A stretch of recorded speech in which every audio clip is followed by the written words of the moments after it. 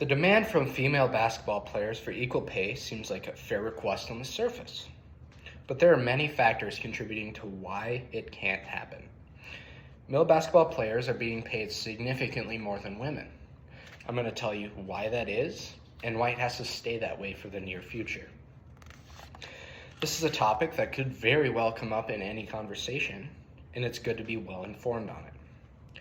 Today I'll be covering how men's basketball generates more interest and revenue from television, how men's basketball has a higher in-person attendance, and how women's basketball is not generating the same amount of interest on social media.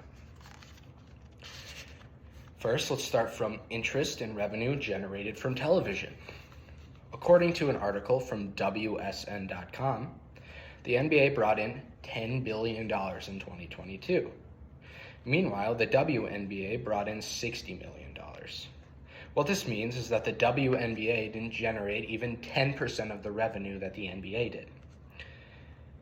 Of the $10 billion that the NBA made, 5.1 of it is going to the players. And of the $60 million that the WNBA made, 12.3 million is going to the players. Average viewership of an NBA game is about 1.6 million. And average viewership for a WNBA game is just 372,000.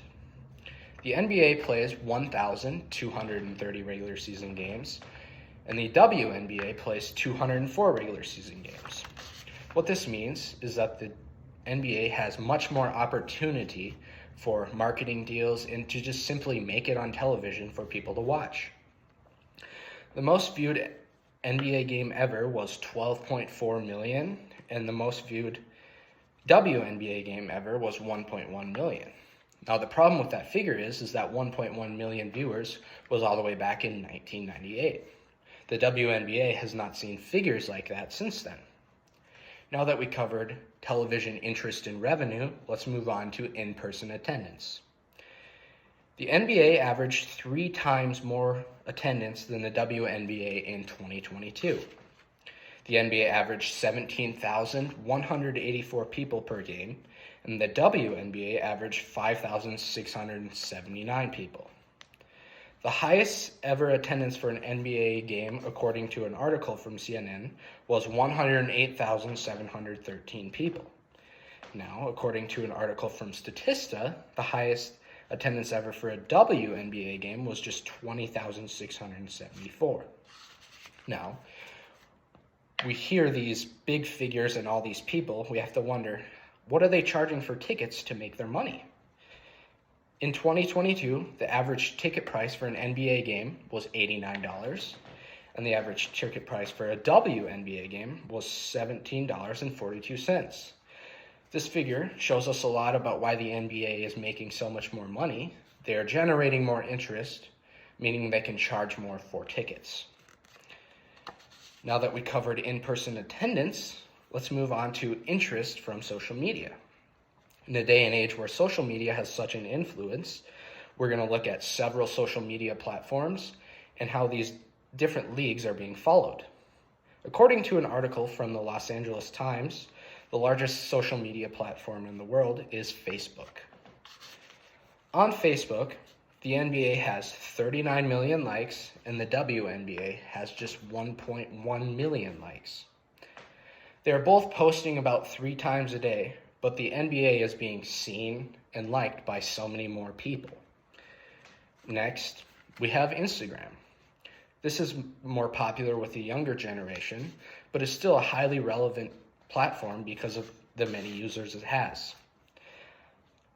On Instagram, the NBA has 78.1 million followers, and the WNBA has 1.3 million followers. Here is an important statistic, though. The NBA has posted 58,000 times, and the WNBA has posted 14,000 times. The NBA has posted a lot more, meaning it can be seen by a lot more people. Finally, we have TikTok, which is rapidly growing and could very well be one of the biggest platforms in the world in a couple of years. On TikTok, the NBA has 19 million followers, and the WNBA has 1.1 million followers. The NBA, however, is getting 25 times more likes on TikTok.